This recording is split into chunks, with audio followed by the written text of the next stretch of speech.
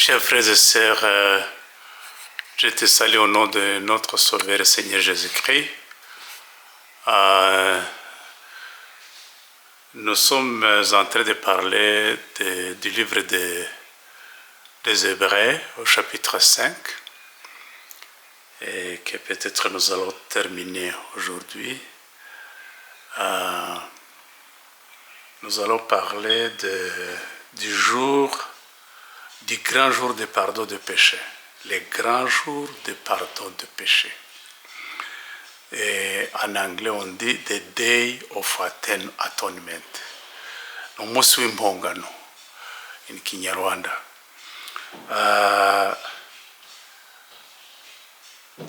Commençons d'abord par la prière. Seigneur Tout-Puissant, notre Père Céleste, nous te sommes infiniment reconnaissants encore une fois pour ta grâce infinie. Nous avons obtenu le pardon du péché grâce au sang coulé sur la croix. Et tu t'es donné comme un sacrifice pour la rédemption de l'humanité. Permets, Seigneur, que nous puissions être ensemble, dans l'union avec toi, pour que nous puissions entendre et écouter la parole de Dieu, afin que nous puissions être affranchis, ou que nous connaissions que nous avons été affranchis du péché, au nom du Père, du Fils et du Saint-Esprit. Amen. Comme je vous disais tantôt, nous allons parler des grands jours du pardon du péché. Les péchés ont été pardonnés. Cela est dit au fait quand on parle des grands jours de pardon, the Day of Atonement, nous sommes en train de faire allusion au grand sacrifice du Christ, grâce auquel l'humanité a obtenu le pardon de leurs péchés. Et comme cela est dit au chapitre 2 de l'épître de Paul aux Colossiens. Chapitre 1 plutôt, à partir du verset 12, il est dit « Remerciez avec joie Dieu le Père. Il vous a rendu capable d'avoir part au bien qu'il réserve dans le royaume de lumière à ce qui lui appartienne. Il nous a en effet arrachés à la puissance de la nuit ou à la puissance des ténèbres et nous a fait passer dans le royaume de son Fils bien-aimé. » Vous voyez, nous avons quitté un lien de ténèbres pour entrer dans son admirable lumière. C'est par lui que qui nous a délivrés du mal et que nos péchés sont pardonnés. Et quand vous parlez du jour des expiations, automatiquement, tout ce que vous êtes en train de dire aujourd'hui, du moins, est ce que vous êtes en train de dire que tous nos péchés ont été effacés par le sang de notre Sauveur et Seigneur Jésus-Christ. Dans une autre version de la Bible, et peut-être Louis II, il est dit, chapitre 1er de l'épître de Paul aux Colossiens, au verset 12, pour moi c'est un chapitre extrêmement intéressant, un verset plutôt, des versets intéressants. Rendez grâce au Père qui vous a rendu capable d'avoir part à l'héritage des saints dans la lumière, qui nous a délivrés de la puissance des ténèbres et nous a transportés dans le royaume du Fils de son amour, et en qui nous avons la rédemption. Il est confirmé que nous avons la rédemption, la rémission de péché. Vous voyez, C'est Jésus qui est l'image du Dieu invisible, le premier-né de toute la création, car à lui ont été créées toutes les choses qui sont dans les cieux, sur la terre, les visibles et les invisibles, trône, dignité, domination, autorité. Tout, c'est rien que le Christ. Vous voyez, chapitre 2, au verset 13, Colossiens chapitre 2, verset 13 et 14. Vous qui étiez morts par vos offenses et par l'incirconcision de votre chair, il vous a rendu à la vie avec lui, en nous faisant grâce pour toutes nos offenses. Il a effacé. Vous comprenez ce que c'est la croix et ce que le jour du pardon de nos péchés, le jour de sacrifice. Et il a effacé l'acte dont les ordonnances nous condamnaient. Et c'est ça, c'est les 10 commandements dont il fait allusion ici, et qui subsistaient contre nous. Et il a détruit, la destruction. Hein? Il a détruit, vous voyez, il a effacé l'acte des ordonnances, dont les ordonnances nous condamnaient et qui subsistaient contre nous, et il l'a détruit en les clouant à la croix. Il a dépouillé les dominations et les autorités et les a livrées publiquement en spectacle, en triomphant d'elle par la croix. Vous voyez, tout c'est la croix. C'est ça le jour de Day of Atonement et le jour de pardon de péché. Alors nous devrions avoir la paix à cause de la croix. Parce que Dieu, avant l'ascension du ciel, les toutes dernières paroles qu'il a prononcées, il a dit « Je vous donne la paix ». Vous voyez? Je vous laisse ma paix. Vous voyez? Juste à sa naissance à Bethléem, rappelez-vous des anges qui ont proclamé la paix au monde. Hein? Paix au monde entier. Vous voyez? Alors, nous allons chanter un cantique relatif à la paix. Et parce que justement, Dieu nous a pardonné les péchés le jour des expiations, le jour du pardon des péchés. Et nous n'avons plus, la mort ne règne plus. Hein? Vous qui tremblez sous la terrelle, que la mort vous inspire. Parce que nous craignons trop la mort. Venez, votre libérateur a détruit son empire. Vous comprenez, l'empire du mal a été détruit, comme le verset nous le disait, avec lui nous revivrons, avec lui nous régnerons, et la mort, la deuxième mort, hein, pas la mort qu'on appelle sommeil, hein, et n'importe quand on peut toujours mourir sur cette terre, mais c'est le sommeil. Mais ici, la mort qui sera détruite et la mort qui ne sera plus, Jésus, Jésus, Jésus.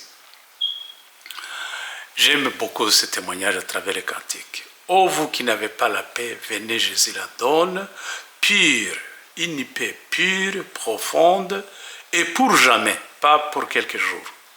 Venez, Jésus pardonne. Quand Jésus remplit un cœur, il déborde de bonheur et le froid ne l'attend plus. Jésus, Jésus, Jésus. Vous qui tombez à chaque pas, venez, Jésus délivre. Celui qui se jette en ses bras peut à toujours le suivre. Quand Jésus remplit un cœur, il déborde de bonheur car il ne chancelle plus.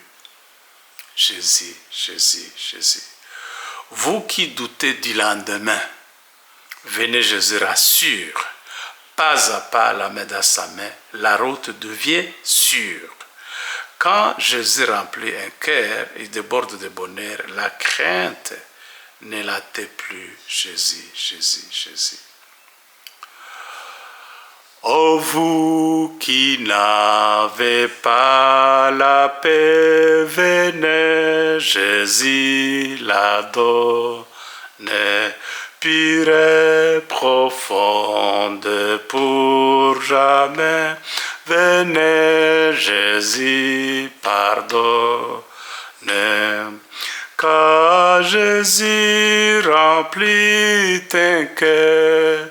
Il déborde de bonheur et le froid ne l'hâte plus. Jésus, Jésus, Jésus. Vous qui tombez à chaque pas, venez, Jésus délivre. C'est lui qui se jette en ses bras, peut-être toujours le suivre. Car Jésus remplit tes cœurs, il déborde de bonheur. Car il ne chancelle plus. Jésus, Jésus, Jésus. Vous qui doutez du lendemain, venez, Jésus rassure. Pas à pas la main dans sa main, avec la route devient sûre. Car Jésus remplit un cœur, il déborde de bonheur. La crainte ne l'hâte plus. Jésus, Jésus, Jésus.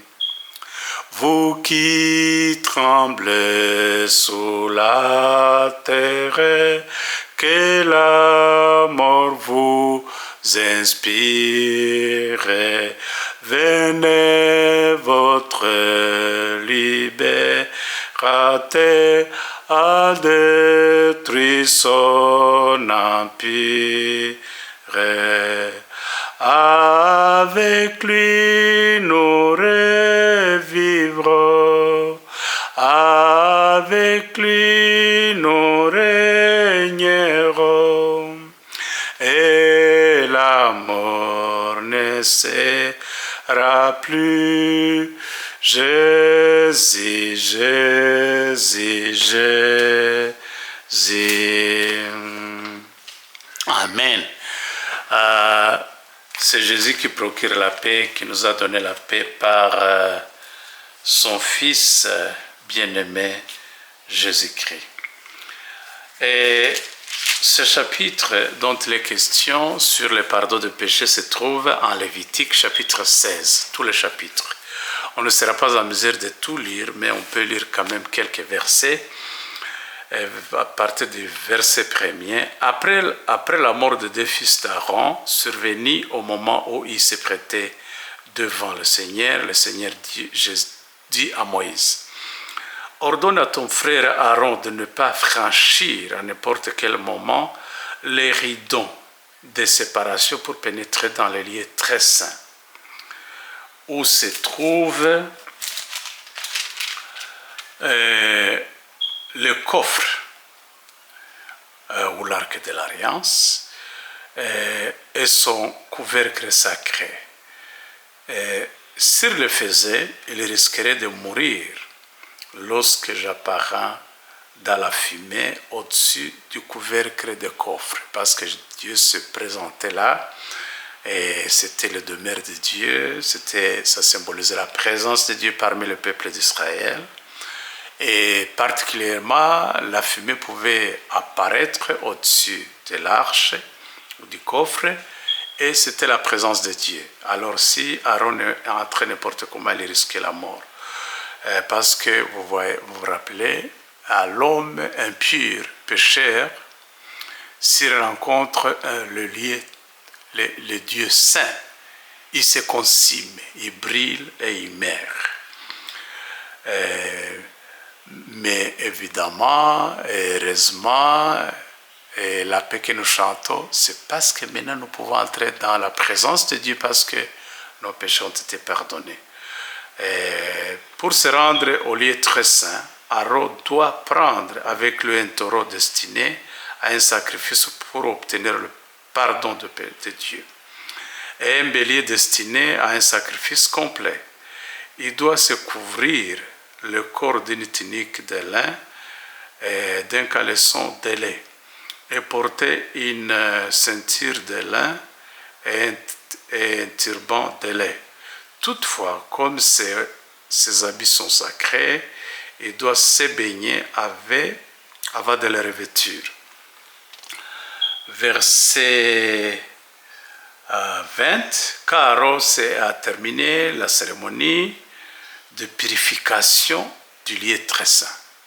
Il procédait à la purification du peuple, du reste de la tente de la rencontre et de l'autel, il fait amener le bouc encore vivant. Il pose ses deux mains sur la tête de l'animal et énumère sur lui tout le péché, désobéissance et faute des Israélites, et pour en charger celui-ci. Donc il posait tout le péché sur le bouc émissaire. Ensuite, il l'envoie en plein désert sous la conduite d'un homme désigné à cet effet. Le bouc emporte ainsi pour tout le péché d'Israël dans une contrée aride, dans un désert. Dès que le bouc a été envoyé dans le désert, Aaron regagne la tente de la rencontre où il ôte et dépose ses vêtements de lin qu'il portait pour pénétrer dans le lieu très saint. Il prend un bain dans un endroit réservé du sanctuaire. 29. L'homme qui s'en est occupé doit laver les vêtements et prendre un bain avant de regagner le camp. Celui qui s'est chargé de reléguer l'animal ou le bouc émissaire dans le désert. Et voici une prescription que vous devez observer en tout temps. Le deuxième jour du 7e mois, jeûnez et interrompez toute activité, ainsi bien vous, les Israélites, que les étrangers installés chez vous. En effet, c'est le jour où l'on effectue sur vous le geste rituel du pardon de péché et de la purification, où vous êtes ainsi purifiés de toutes vos fautes devant le Seigneur. Ce jour-là, vous êtes purifiés de toutes les fautes devant le Seigneur. Et cela symbolisait Jésus qui devait venir et purifier, expier le péché de toute l'humanité. Donc il y avait le jour de cette cérémonie où Aaron pouvait les grands sacrificateurs terrestres qui symbolisaient les grands sacrificateurs qu'est Christ. Il devait entrer une fois là. Ce n'était pas tout le temps qu'il devait entrer là-bas. Et ce qu'il devait faire, il devait présenter un bouc et un bélier, ou alors une moto. Alors, le bélier, avant d'être relégué dans le désert, il devait d'abord apposer ses deux mains et confesser tout le péché d'Israël, et cela allait sur la tête de l'animal. Et le péché quittait. C'était ça, c'est le symbole. Le péché quittait le peuple d'Israël pour se reposer sur le bouc émissaire qui était relégué dans le désert comme Jésus lui-même a été relégué. Et puis, il mourait dans le désert. Vous voyez, cela symbolisait la mort de Christ qui devait passer et mourir sur la croix en quittant les lieux très saints, les lieux paisible, le lieu céleste, pour venir dans ce désert qu'est le monde. Malheureusement, certaines églises, surtout, ou peut-être surtout essentiellement les Juifs, pour eux, Jésus n'est pas encore venu. Ils sont en train encore d'attendre la première venue de Christ. Et ils continuent toujours à faire ce genre de sacrifice parce que pour eux, ils n'ont pas été pardonnés. Et certaines églises aussi disent que le bouc, c'est Satan, représente Satan. Alors, si le bouc représente Satan, c'est que c'est Satan qui a emporté nos péchés et il mérite, il doit être qualifié pour être rédempteur du monde. Ce qui est parfaitement incorrect. Celui qui a emporté le péché de l'humanité sur sa tête, et il en est mort, c'est le Christ, qui est notre rédempteur, pas qui que ce soit. Vous voyez? Ce que nous devons encore dire, ce que ce jour symbolise, c'est que si tu crois que tu demandes encore le pardon des péchés, c'est parce que tu ne crois pas qu'il y a eu les jours des expiations de tes péchés, que tous tes péchés ont été pardonnés et tu crois qu'ils existent encore et tu offres encore des sacrifices. Pourtant, Dieu dit que je ne me souviendrai plus de leurs péchés. Carrément. Vous voyez? Je ne me souviendrai plus de leurs péchés. Vous voyez? Et en Matthieu chapitre 27, verset 34, rappelez-nous des rideaux à cause de ce jour des expiations du Christ lui-même, parce que ce jour symbolisait Christ. Quand il est mort sur la croix, Jésus, les rideaux suspendus dans le temple se déchirèrent du haut en bas jusqu'en bas. La terre trembla. Les rochers se fendirent, les tombeaux s'ouvrirent et de nombreux croyants, de nombreux saints qui étaient morts reviennent ou revinrent à la vie. Vous voyez? Pourquoi? Parce que justement, c'était le symbole qu'on va aussi ressusciter. Pourquoi? Parce que Christ a payé le péché de toute l'humanité. Il a payé par son sang innocent. Vous voyez? Il a payé vraiment en payant un prix très cher. Nous, c'était gratuit. Évidemment, on était aussi toute la vie adamique était en lui, alors qu'il était suspendu sur la croix. Et pour dire que justement, nous avons été aussi condamnés à travers Christ. C'est la raison pour laquelle c'était lui seul qui était qualifié pour nos péchés, pas quelqu'un d'autre. Vous voyez? Raison pour laquelle je pense en 1 Pierre chapitre 1 verset 18, là, vous savez en effet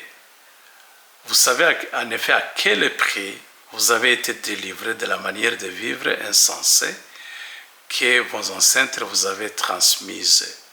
Ce ne fut pas au moyen des choses périssables, comme de l'argent et de l'or. Non, vous avez été délivrés par le sang précieux du Christ, sacrifié comme un agneau, sans défaut et sans tache. Vous voyez, il y avait un bélier aussi qui était destiné d'être immolé en sacrifice pour l'expiation des péchés de l'humanité. Alors, c'est comme ça que nous avons vu nos péchés pardonnés, mais malheureusement, la plupart des fois, on va toujours chanter que nous avons été pardonnés, mais les rideaux étaient là. Quand Aaron pouvait, même le grand sacrificateur, y entrer une fois l'année, après avoir offert le sacrifice pour lui-même, parce qu'il est pécheur aussi. Vous voyez? Alors, s'il entrait n'importe comment, censé offrir des sacrifices pour lui-même, qu'est-ce qui s'est passé? Il mourait parce que un pécheur, une personne pécheresse en présence de Dieu, il se consume et il meurt. Et parce que nous sommes impurs devant la présence d'un Dieu pire. Vous comprenez? Et en Hébreu chapitre 1, 9 verset 12, il est dit que Dieu est entré dans les lieux très saints avec son propre sang, pas le sang de bouc, son propre sang, après avoir obtenu la rédemption éternelle pour toute l'humanité. Vous comprenez? 12, quand le Christ est entré une fois pour toutes dans les lieux très saints, il n'a pas offert le sang de bouc et de veau, il a offert son propre sang et nous a ainsi délivrés définitivement de nos péchés. Est-ce que vous croyez à cette délivrance de vos péchés, les jours des expiations, les jours de pardon des péchés? Vous voyez, c'est la raison pour laquelle les gens ont ressuscité. Maintenant, nous pouvons entrer n'importe comment dans les lieux très saints parce que nous avons obtenu un salut éternel. Nous avons obtenu la rédemption séculaire qui ne finit jamais. Vous comprenez? Alors, encore une fois, vous vous rappelez la verge ou le bateau d'Aaron. Et quand ils étaient dans le désert, alors qu'ils se présentaient devant Pharaon pour accomplir la mission du Seigneur, pour envie de la délivrance des enfants d'Israël entre les mains de Pharaon. L'Égypte symbolise la terre, Pharaon symbolise Satan à l'époque, même s'ils ne sont pas sataniques, c'était juste pour le symbole. Alors, il a fallu la main puissante du Seigneur, la main divine, pour que les enfants d'Israël sortent de l'esclavagisme du péché. Vous comprenez?